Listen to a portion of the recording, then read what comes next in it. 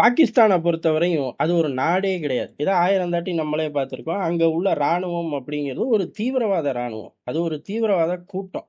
இப்ப நொடிக்கு நொடி அவனுங்களும் நிரூபிப்பாய்ங்க. என்னைக்காச்சும் ராணுவம் மாரி நடந்திருக்காய்ங்களா அப்படின்னு கேட்டா, ராணுவம் மாரியே நடக்க மாட்டாய்ங்க. தீவிரவாதி பயலுக மாரியே தான் நடப்பாய்ங்களே ஒழிய, ஒரு நாளும் ராணுவம் மாரி நடக்க மாட்டாய்ங்க. இப்ப ஆப்கானிஸ்தானோட சண்டை போட்டுக்கிட்டு இருக்காய்ங்க. சரி, நம்ம தான் பெரிய ஆட்கள். நாடு பெரிய நாடு, ராணுவ வலிமை எல்லாமே கூட. ஆப்கானிஸ்தான பொறுத்தவரை அவனுங்கள நாடுன்னு எவனுமே ஒத்துக்கல.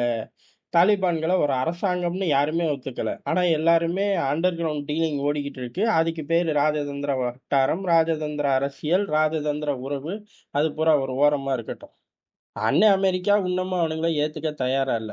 அதுக்கு நடுவுல அவனுங்களுக்கு அங்கீகாரமே கிடைக்க போறதில்ல. அதுக்குன்னு நம்மலாம் வேடிக்கை பார்க்க முடியுமா? "நீ ஏத்துக்க, ஏத்துக்காம போயா" அப்படிங்கிற மாரி தான் இந்தியா போன்ற நாடுகள், ரஷ்யா போன்ற நாடுகள் எல்லாருமே ஆப்கானிஸ்தானோட உறவுகள மெயின்டெயின் பண்றார்கள். அதே மாரி தான் ஜிசிசி நாடு, கல்ஃப் போன்ற நாடுகளும், "ஏடா பேச்சுவார்த்தை பண்ணதே எங்க ஊர்ல தான். அப்புறம் அவனுங்கள நாங்க ஒத்துக்கலன்னா எப்படி?" "ஒத்துக்கல, ஆனா உறவு வச்சுக்குவோம்" அப்படிங்கிற மாரி ராஜதந்திர ஆட்டங்கள் போகுது. அப்ப அந்த அளவு ஒரு குட்டியான ஆளு. அவனுங்கள்ட்டயாச்சும் ஒரு ராணுவம் மாரி போய் நடந்துக்கிறாய்ங்களா அப்படின்னு கேட்டா, அவனுங்கள்ட்டயும் ராணுவம் மாரி நடந்துக்க மாட்டேங்கிறாய்ங்க. அங்க ஏற்கனவே அப்படியே கட்டமைப்பு கிளி கிளின்னு கிழிக்கிற மாரி ஹாஸ்பிட்டல போய் தாக்குறாய்ங்க. அங்க 400 பேர் இறந்திருக்கார்கள். 400 பேரும் இறந்துட்டார்கள். பெரிய அளவு சேதாரம். ஹாஸ்பிட்டல தாக்குறக்கு அங்க என்ன இருக்கு? ஒண்ணுமே கிடையாது. காரணம் எல்லைகள்ல தாலிபான்கள இவனுங்களால சமாளிக்கவே முடியல. சமாளிக்க முடியாது எந்த லெவலுக்கு போயிருச்சு அப்படின்னா, பாகிஸ்தான் ராணுவத்துக்குள்ள ஒரு புரட்சியே வெடிக்கப் போகுது. இது என்ன புது விஷயம்? எப்பயுமே அங்க புரட்சி வெடிக்குமே!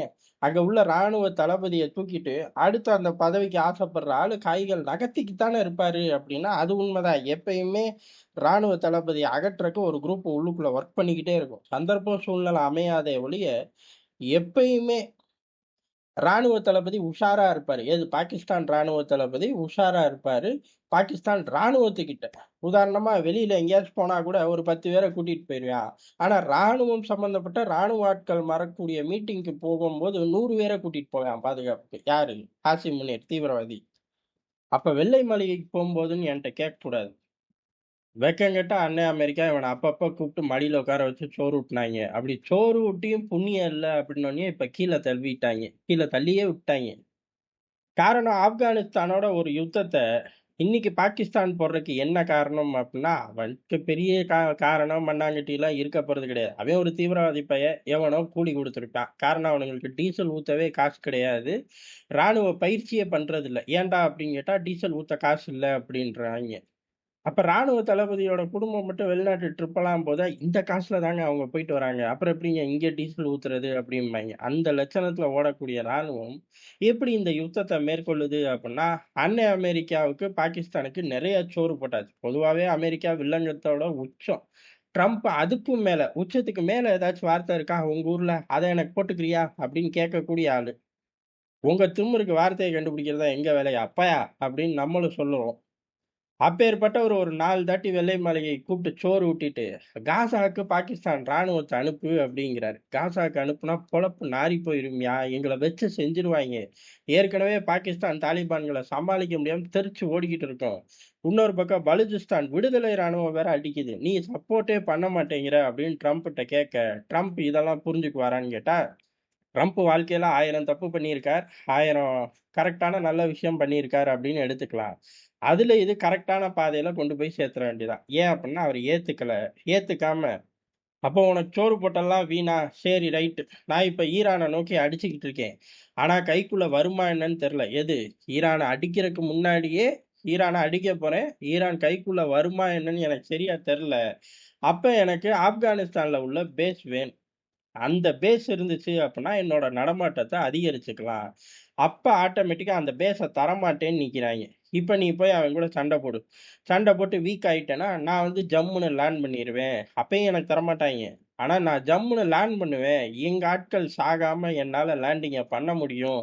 அப்படின்னு ஒரு தியரிய அமெரிக்கா உருவாக்குச்சு. அந்நாட்கள்ல நம்மளே பார்த்தோம். இவன் ஏன் அன்னைக்கு ஆப்கானிஸ்தான போய் அடிக்கிறான் அப்படின்னு. ஈரான நோக்கி அமெரிக்கா போறதுக்கான இது ஒரு சிக்னல்ன்னோம். சொல்லி வச்ச மாரி சில மணி நேரங்கள்லயே யுத்தம் அப்படிங்கிறது அமெரிக்கா, ஈரான், இஸ்ரேல் யுத்தம் ஆரம்பிச்சிருச்சு.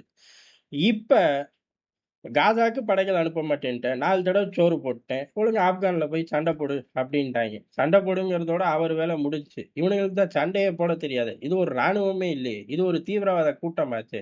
அங்கேயும் போய் தீவிரவாத வேல தான்.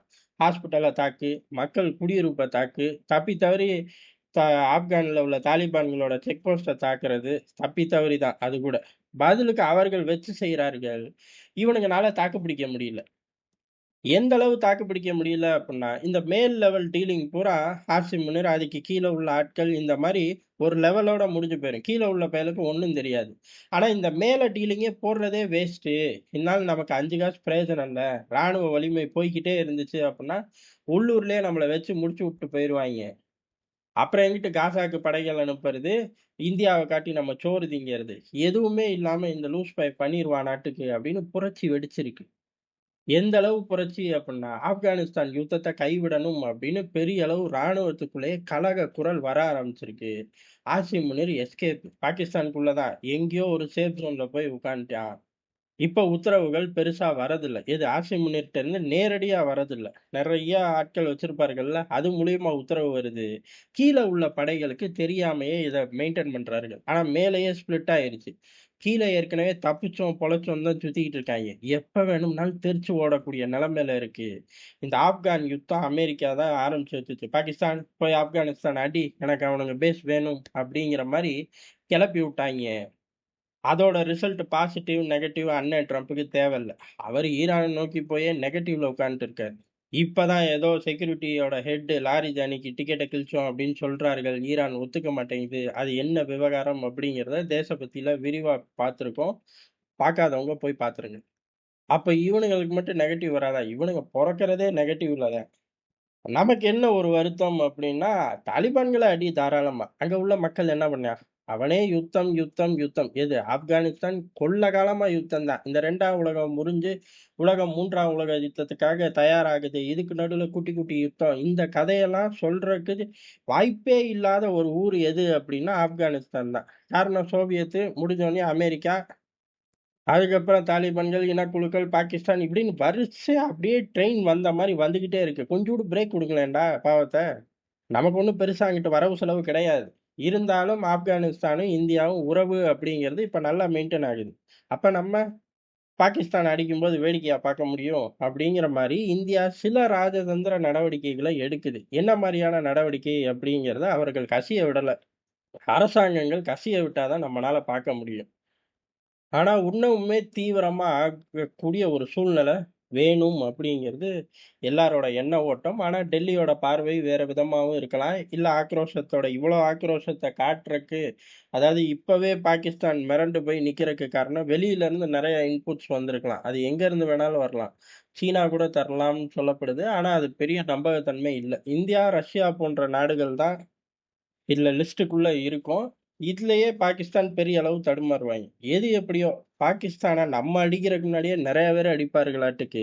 நம்ம போய் அடிக்கும்போது மொத்த பாகிஸ்தானும் நம்ம கிட்ட அடி வாங்க காத்துக்கிட்டு இருக்குங்கிறது சந்தேகம் தானாட்டுக்கு. ஒரு காவாசியோ, இல்ல முக்காவாசி வராது. ஒரு பாதி காவாசி டிக்கெட்ட மத்த நபர்கள் கிழிச்சு அவனுங்க கையில குடுக்கறக்கு அதிக வாய்ப்பு இருக்கு. ஆனா இந்த விவகாரம் இதோட பாகிஸ்தான முடிச்சு கட்டிறணும். இத ஆற போடவே கூடாது. அண்ணன் அமெரிக்கா தள்ளி விட்டுருக்கான். அண்ணன் அமெரிக்காவுக்கு ரிசல்ட் வரல அப்படின்னா, மேற்கொண்டு எங்கேயாச்சும் தள்ளி விட்டுருவான். காரணம் இப்ப ஆப்கானிஸ்தான் பேஸ் கைக்கு வரணும். இல்ல அப்படின்னா, என்ன குடுத்த வேலைய எதுவுமே நீ உருப்படியா பார்க்க மாட்டேற. எங்க ஆளுக கொள்ள தவறு பண்ணியிருக்காய்ங்க. அதுல ஒண்ணு பெரிய தவறு பாகிஸ்தானுக்கு சோறு போட்டது தான் அப்படின்னு ட்ரம்ப் மனசுல எழுதிட்டாரு. முடிஞ்சு போச்சு ஜோலி. அந்த மனுஷன் கிளம்புறக்குள்ள பாகிஸ்தான வெளுத்து வீசிருவான்ங்கிறது எதார்த்தமான உண்மை. அத ஒழுங்கா செஞ்சு தொலையா. வேற பக்கம் ஃபோக்கஸ் பண்ணிறாத அப்படிங்கிறது தான் நம்மளோட வேண்டுகோளா இருக்கு.